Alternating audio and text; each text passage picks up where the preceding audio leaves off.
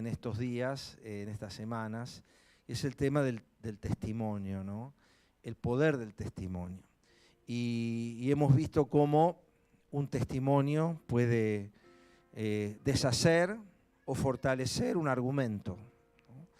Por definición, el testimonio es algo que se expresa con el poder de la verdad. Se espera que un testimonio sea veraz, ¿no?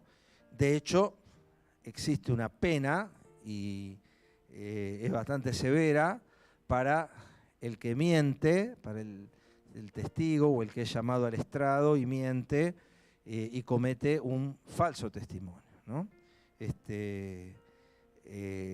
Incluso hemos visto en las películas antiguas donde se juraba sobre la Biblia, ¿no? Decir toda la verdad, solo la verdad y nada más que la verdad. De tanto ver películas, eso no se usa más ahora, ¿o sí? Se hace jurar, pero claro. Pero bueno, la realidad es que el poder del testimonio sigue siendo una de las fuerzas más grandes que tenemos. Y todo este tema de los testimonios me ha llevado a pensar en el título del encuentro de hoy, que decía lacónicamente, así brevemente, testimonio, ¿no? Testimonio en griego es una palabra muy fuerte, porque en griego la palabra original, cuando leemos testimonio en el Nuevo Testamento, ya lo hemos mencionado esto, es una palabra griega que es marturía, de donde deriva mártir, ¿no? Mártir en realidad es una transliteración de una palabra griega que lo que decía es que era testigo. ¿Y cómo un testigo llega a ser mártir? En realidad, los testigos cristianos del primer, segundo siglo, el peso de su testimonio los obligó muchas veces a morir por causa de ese testimonio. Entonces, mártir pasó a ser sinónimo de aquel que muere por su testimonio. Aunque en realidad la palabra mártir es testigo, quedó tan impregnado de sangre cristiana el término mártir que hoy mártir significa alguien que muere por sus ideales. Tal es el peso del poder del testimonio. Nosotros, gracias a Dios, en estas latitudes, no pagamos con nuestra vida el decir nuestro testimonio. Pero hay muchos lugares todavía en el mundo donde el dar testimonio de nuestra fe es sinónimo de muerte y se paga con la vida. Por eso yo quiero hoy que veamos y luego trabajemos, porque vamos a trabajar sobre esto. Hoy es teórico práctico lo que vamos a hacer. Vamos a hablar del testimonio. Yo te invito a abrir la Biblia en Hechos capítulo 9. Un hombre que perseguía a la iglesia, que se llamaba Saulo, Hechos capítulo 9, que mató a cristianos, o quizás no de manera directa, pero sí los atrapaba y los mandaba a matar. Perseguidor de la iglesia, un religioso feroz, Saulo de Tarso, un hombre formado en las raíces mismas del judaísmo, que cuando ve nacer la fe de Jesús la considera una aberración, una blasfemia, y decide transformarse en un inquisidor, ¿no? En alguien que persigue a los que tenían esta fe. Y Pablo dice, es más, el capítulo 9 empieza diciendo, mientras tanto Saulo, respirando aún amenazas de muerte contra los discípulos del Señor. Era un tipo que respiraba muerte, era un hombre que donde estaba llevaba muerte. Los cristianos les aterrorizaba la presencia de Saulo porque era un hombre feroz, un verdadero asesino, un verdugo de los cristianos. Saulo de Tarso, ¿no? Ahora dice que él iba camino a Damasco, dice el capítulo 9, en el versículo 3. En el viaje sucedió que al acercarse a Damasco, capital de Siria, una luz del cielo relampagueó de repente a su alrededor. Él cayó al suelo y oyó una voz que le decía, Saulo, Saulo, ¿por qué me persigues? ¿Quién eres, Señor?, preguntó. Yo soy Jesús, a quien tú persigues, le contestó la voz. Levántate y entra en la ciudad, que así se te dirá lo que debes hacer. Y bueno, el hombre cayó, estaba ciego, y dice que Entonces, versículo 17, Dios le habla a un hombre, Ananías, fue y cuando llegó a la casa, versículo 17, le impuso las manos a Saulo y le dijo: hermano Saulo, el Señor que se te apareció en el camino me ha enviado para que recobres la vista y seas lleno del Espíritu Santo. Al instante cayeron de los ojos de Saulo algo como escamas, recobró la vista, se levantó, fue bautizado y habiendo comido recobró fuerzas. Saulo pasó varios días con los discípulos que estaban en Damasco y enseguida se dedicó a predicar en las sinagogas, afirmando que Jesús es el Hijo de Dios. Todos los que le oían se quedaban asombrados y preguntaban: ¿no es este el que en Jerusalén perseguía a muerte a los que invocaban ese nombre? Esta fue la famosa conversión de Saulo, un hombre perseguidor de la iglesia que de golpe se transforma en un discípulo de Cristo, al punto que llegó a ser quizás el más importante de todos y que llevó el nombre de Jesús a todos los límites del imperio romano, de prácticamente todo el mundo conocido. Saulo de Tarso, que se encuentra con Cristo. La realidad es que el testimonio cristiano es, en definitiva, contar de nuestro encuentro con Cristo. Y antes de entrar en este tema, yo quiero hacer esta pregunta. ¿Tuviste algún día, en algún momento de tu vida, un encuentro con Cristo? Y yo nunca me caí del caballo ni nunca se me apareció. Por supuesto que no, porque cada testimonio es personal e individual. Pero la pregunta que yo quiero hacerte en esta noche, y que es una pregunta clave, es una pregunta trascendental: ¿has encontrado en Cristo a tu Salvador? ¿Alguna vez te encontraste con Cristo como se encontró Saulo? Probablemente no es o no ha sido un encuentro tan extraordinario, porque diría que esto fue excepcional. Nunca, salvo este caso, Jesús se presentó ante alguien de la manera que se le presentó a Saulo. Pero Jesús se ha presentado a tu vida, estoy seguro de eso. ¿Alguien alguna vez te habló de Jesús? ¿Alguna vez escuchaste de él? ¿Alguna vez fuiste a un campamento? ¿Fuiste a una hora feliz? ¿Fuiste a una escuela dominical? ¿Tu papá, tu abuela, tu tío? ¿Con alguien te encontraste en el camino que te habló de Jesús? Y si por esas cosas de la vida nunca te encontraste con alguien que te habló de Jesús, hoy sí te encontraste con alguien. Porque en este momento te estoy hablando de Jesús.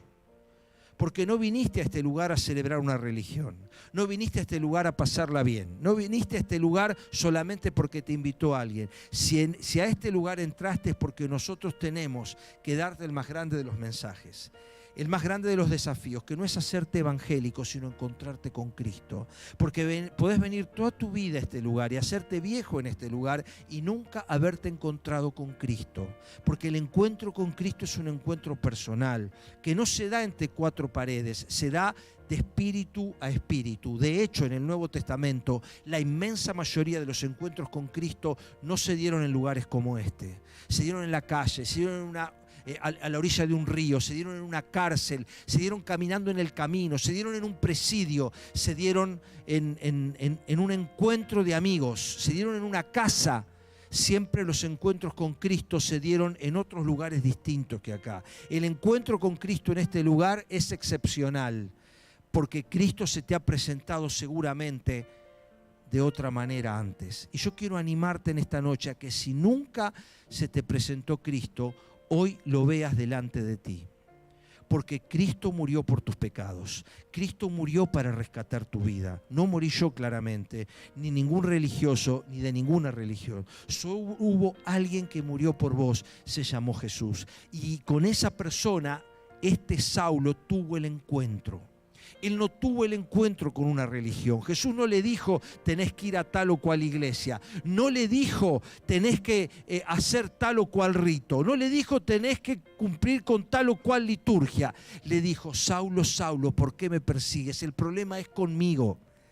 El problema con Jesús es personal, no es con una religión, no es con una liturgia, no es con un sistema de ritos complejos a cumplir. No tiene que ver con dinero, no tiene que ver con obras, no tiene que ver con trabajo. Tiene que ver con un encuentro personal con Cristo Jesús. Y por eso la pregunta es esta: ¿Te encontraste alguna vez con Jesús? ¿Y qué es encontrarme con Jesús? Si a mí Jesús nunca se me apareció de esta manera.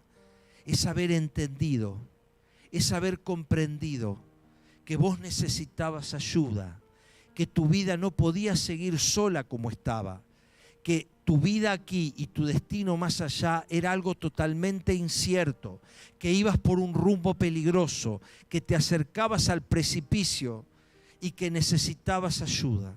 Si está esa necesidad en tu corazón, si comprendés que has ofendido a Dios, que tu vida y la mía ofenden a Dios con nuestras actitudes, con nuestros pensamientos, incluso lo ofenden con la ausencia de cosas buenas que podríamos hacer y no hacemos. Entonces, como yo una vez lo necesité, vos también estás necesitando a Jesús. Te animo a que recibas hoy a Cristo en tu corazón, que le digas: Señor, yo acepto que Jesús murió por mí, reconozco y creo que Cristo murió por mis pecados, y hoy en esta noche tengo el mismo encuentro que Saulo tuvo en el camino. Seguramente no te caíste de un caballo, quizás no quedes ciego momentáneamente como quedó Saulo, y seguramente no estás escuchando una voz celestial que habla a tu corazón, pero es el mismo mensaje porque es la misma persona, es el mismo Cristo que hoy te habla, porque Jesús antes de irse dijo: vayan y prediquen el evangelio a toda criatura, y eso es lo que estamos haciendo. Predicar el evangelio es presentar a una persona, predicar el evangelio es poner delante tuyo a un hombre que murió por tus pecados, no a un sistema religioso a cumplir, sino una persona a quien adorar, a quien obedecer, porque Cristo, solamente Cristo murió por vos, y es Él el que está esperando hoy que tu corazón se rinda. Y es tan sencillo esto, es tan simple. ¿Qué quieres que yo haga? ¿Y qué quieres, Jesús, que vos hagas? Que creas en Él, que le recibas como tu Salvador personal y hoy le digas: Señor, yo he hecho muchas cosas en mi vida que no han estado bien. Te pido perdón por todas ellas. Reconozco que tu muerte, que tu sangre derramada en la cruz del Calvario es la que me da vida eterna, y hoy te recibo como Salvador. Ni más ni menos. En tus palabras, si volviera a decir lo que acabo de decir, usaría otras palabras, porque no es un recitado, es una expresión espontánea del corazón que confiesa a Cristo como el Señor y Salvador de tu vida. ¿No querés recibir a Jesús en esta noche? Vamos a seguir hablando y vamos a hacer otras cosas, pero esto es lo central, porque vamos a hablar de testimonio. Y yo no puedo hablar de testimonio si no te presento el testimonio de Jesús. Te invito a que cierres tus ojos y hoy le digas sencillamente en tu corazón: Jesús, yo hoy te recibo como Salvador. Si nunca lo hiciste antes, si no lo hiciste de otra manera o con otras palabras, hacelo en esta noche. Podés tener 10, 12, 15, 20, 30, 70, 80 años. Si nunca lo hiciste, este es el día para hacerlo. La Biblia dice: hoy es el día aceptable, hoy es el día de salvación. No tenemos control sobre el minuto que sigue, no tenemos control sobre el segundo que sigue. Solo el presente es nuestro. Y en este presente que hoy tenés, recibí a Jesús en tu corazón. Decile: Señor, yo necesito ayuda, yo necesito cambiar, yo necesito el perdón. Hoy te recibo como mi Salvador. Hoy creo en vos. Hoy, Señor, te pido perdón por mis pecados. Hoy creo en vos. Hoy entiendo que no es una religión.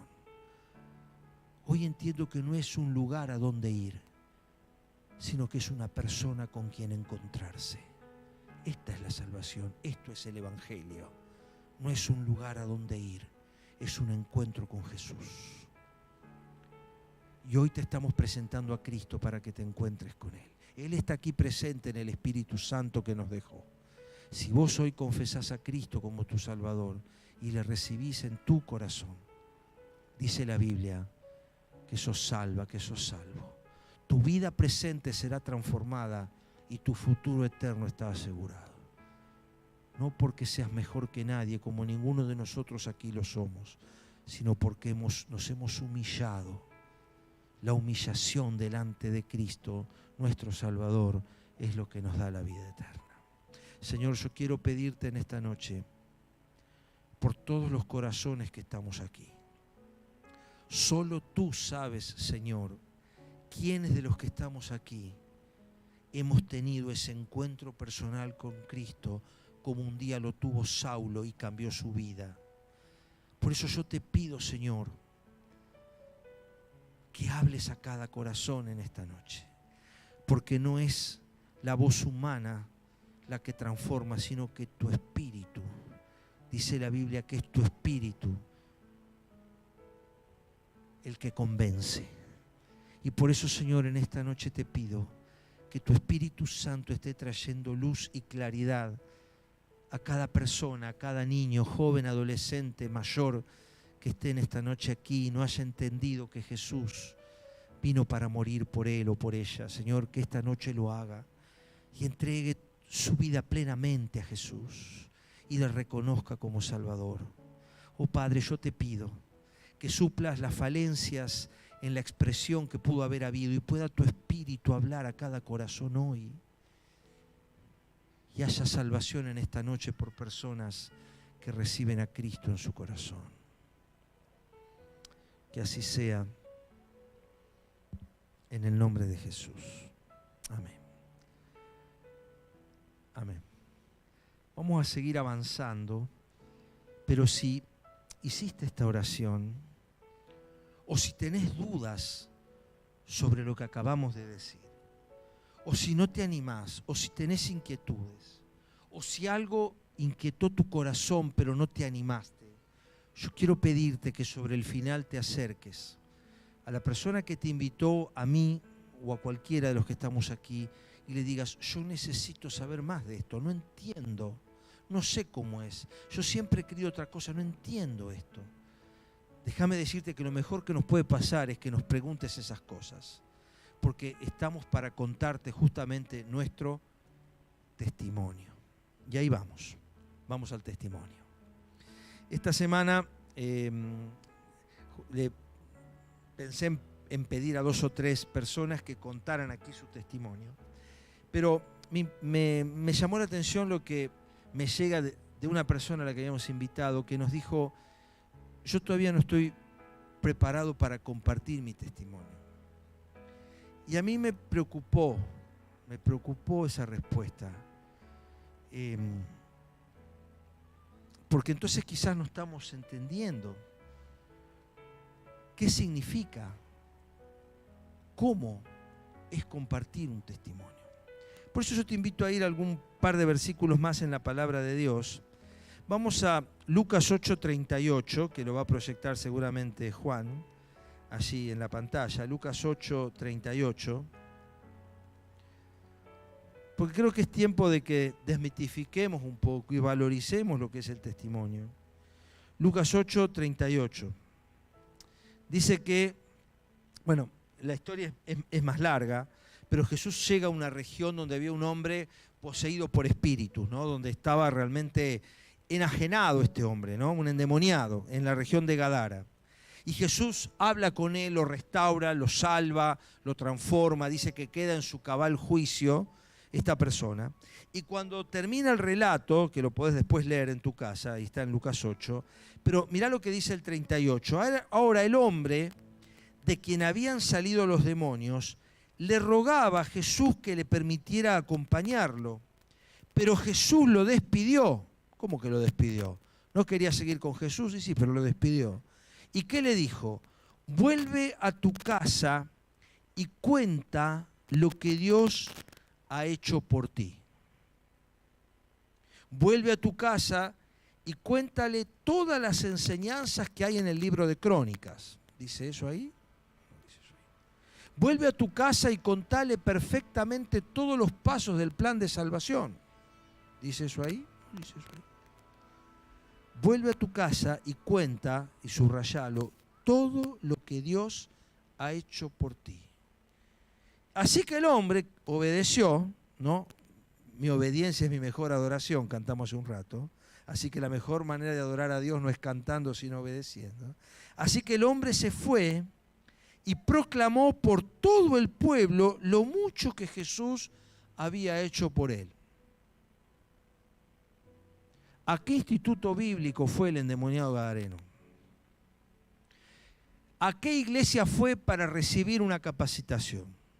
Es más, Jesús ni siquiera le permitió subirse a la barca. Por lo menos déjame hacer un cursito intensivo, porque de Gadara al otro lado había unas horitas de navegación. Por lo menos haceme un intensivo, yo después vuelvo caminando al lugar. Pero tirame 3 tips, mandame un WhatsApp con algo básico. Nada.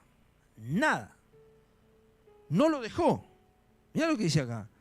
Él dice, el hombre, le rogaba a Jesús que le permitiera acompañarlo, pero Jesús lo despidió.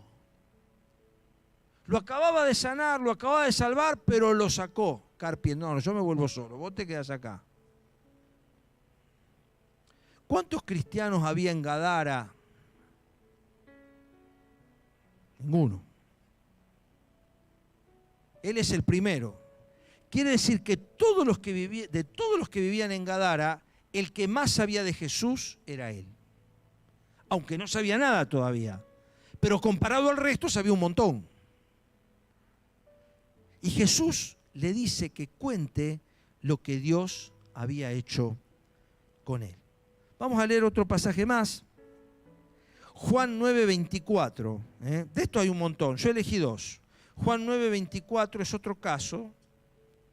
Juan 9:24. Este generó un lío fenomenal.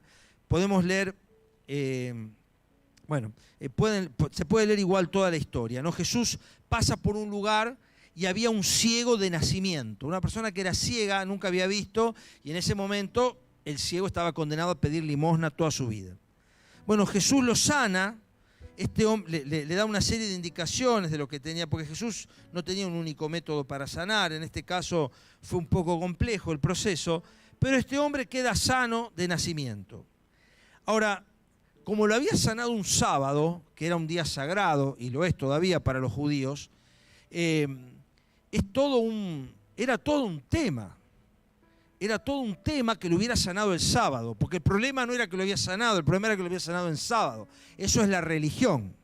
La religión pone el énfasis en la estructura y no en el fondo, en la forma y no en el nudo de la cosa. ¿Cuál era el milagro? Que lo sanó a un ciego de nacimiento. ¿Cuál era el problema? Que lo hizo un sábado. La religión encuentra problema en el modo, pero ignora el fondo. Por eso la religión es un problema, cualquiera.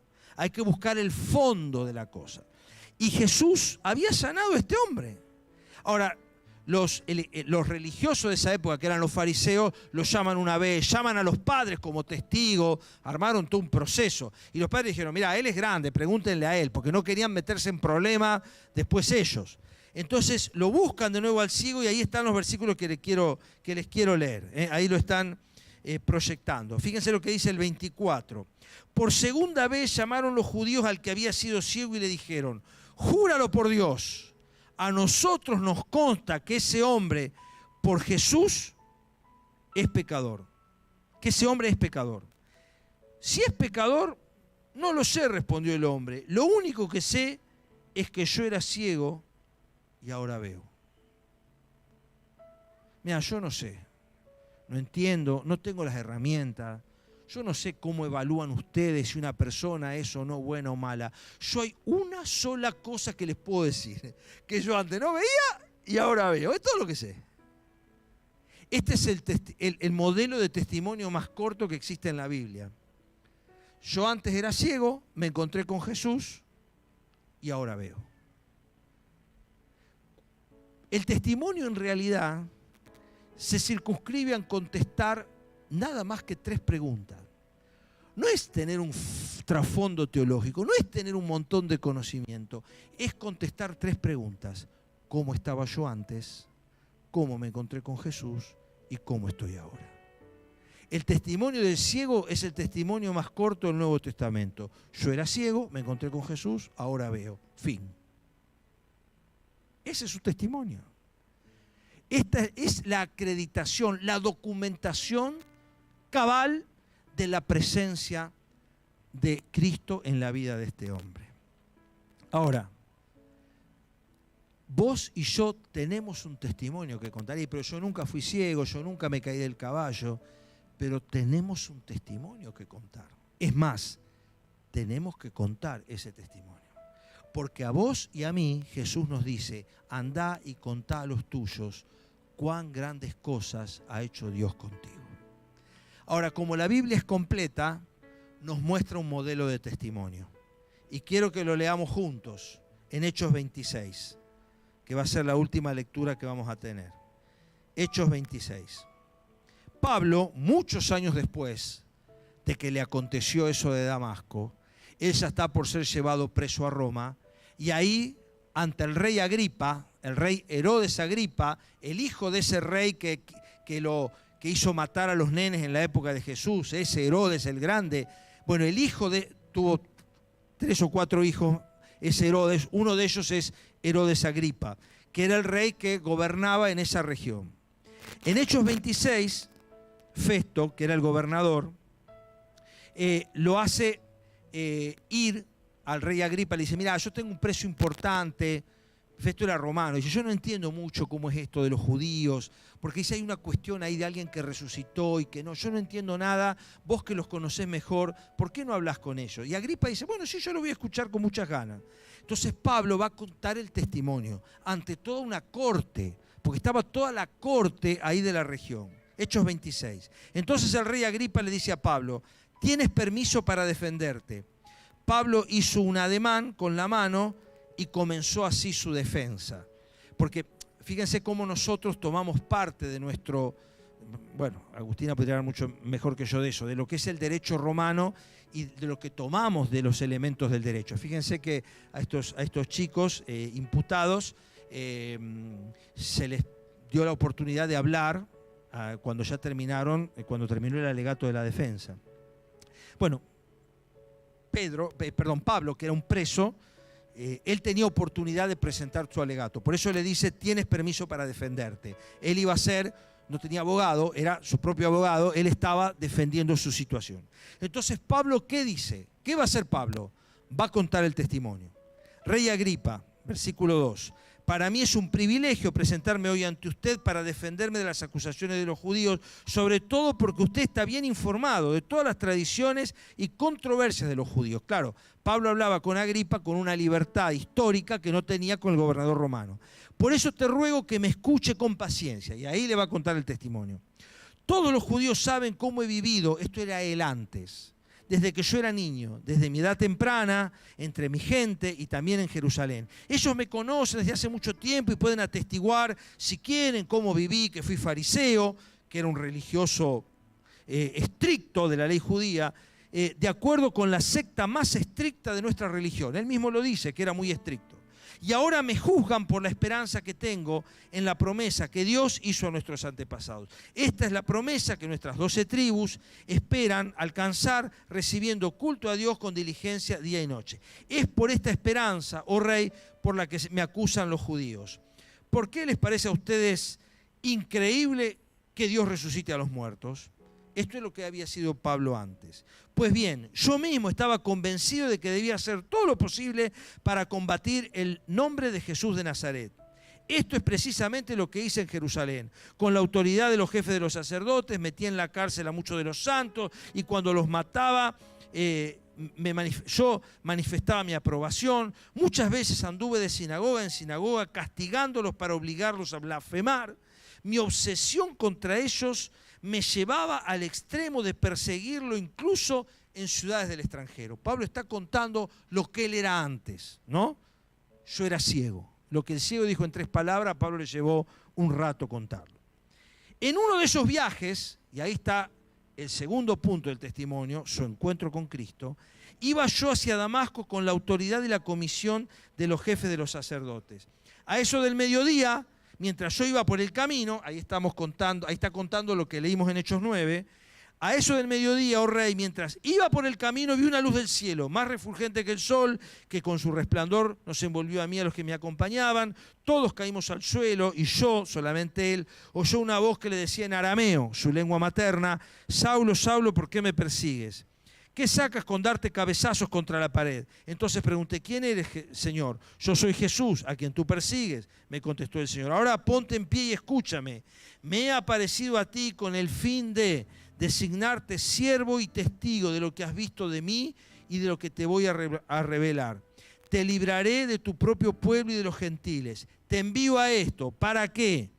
para que les abras los ojos y se conviertan de las tinieblas a la luz y del poder de Satanás a Dios, a fin de que por la fe en mí, le dice Jesús, reciban el perdón de pecados y la herencia de los santificados. Predicación del Evangelio made in Cristo. O sea, Él mismo está predicándole el Evangelio. Este es el Evangelio.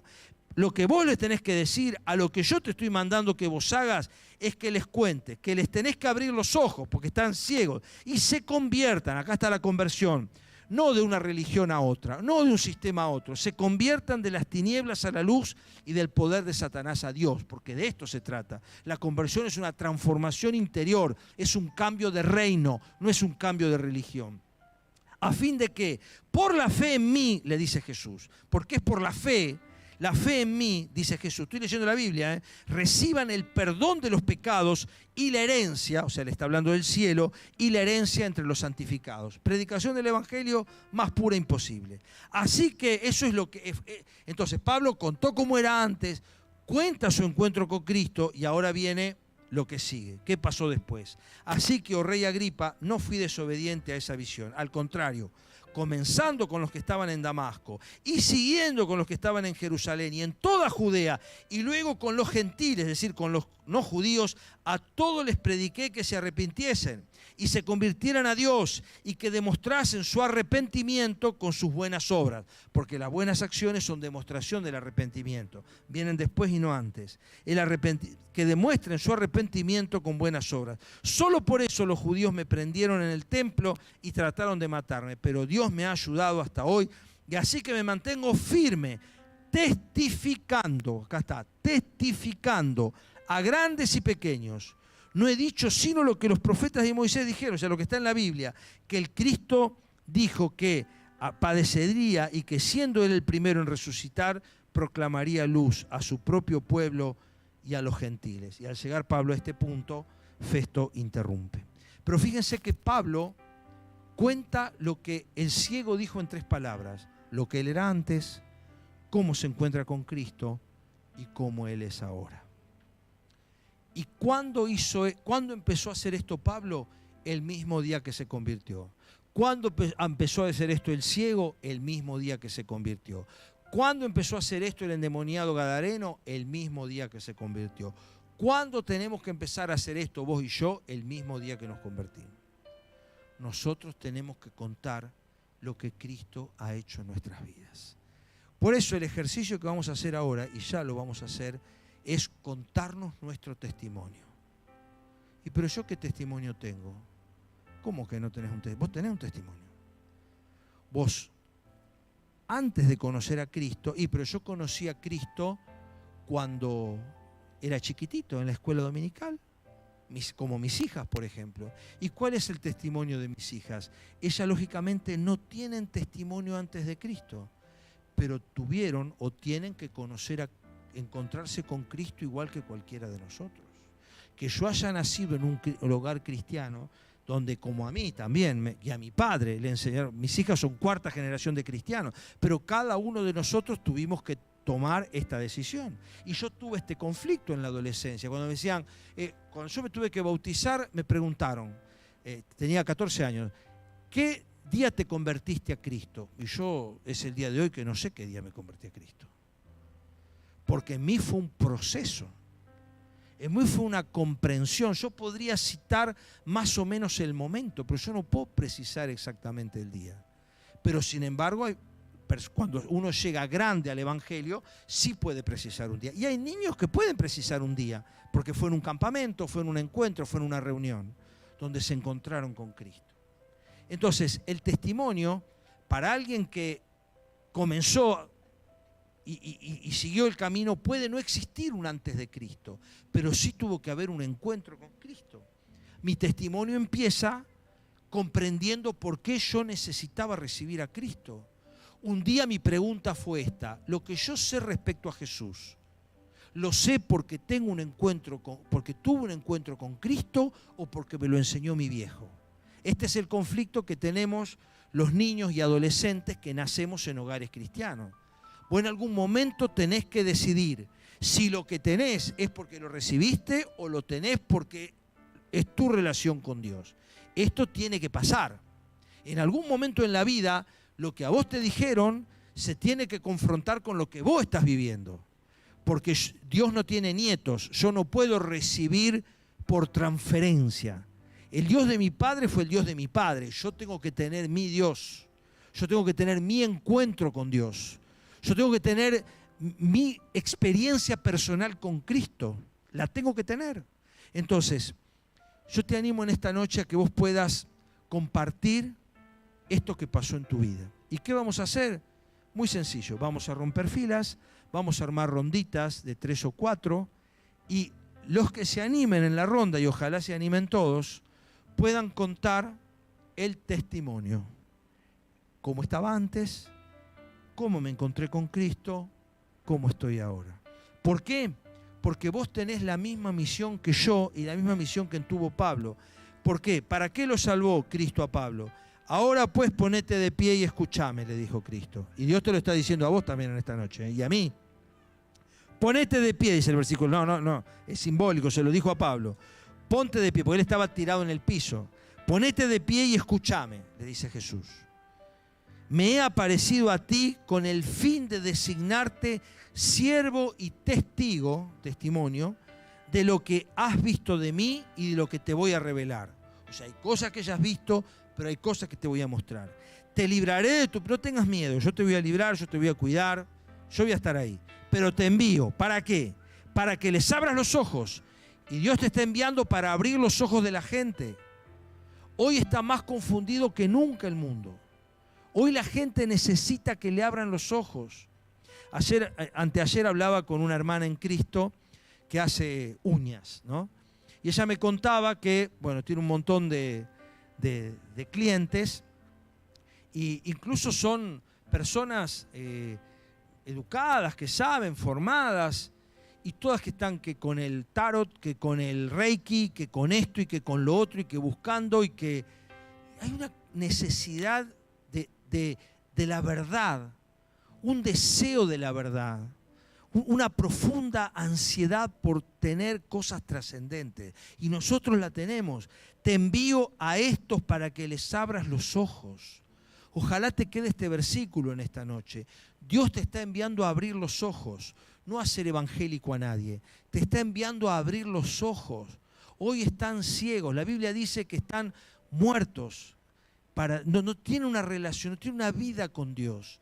Entonces hay alguien en tu entorno que está muerto, hay alguien en tu entorno que está ciego, hay alguien que necesita, y esto lo hemos dicho hasta el infinito, pero no tenés que esperar mucho para formarte. Acordate del Gadareno, acordate del ciego de nacimiento, enseguida contaron lo que Cristo hizo en sus vidas.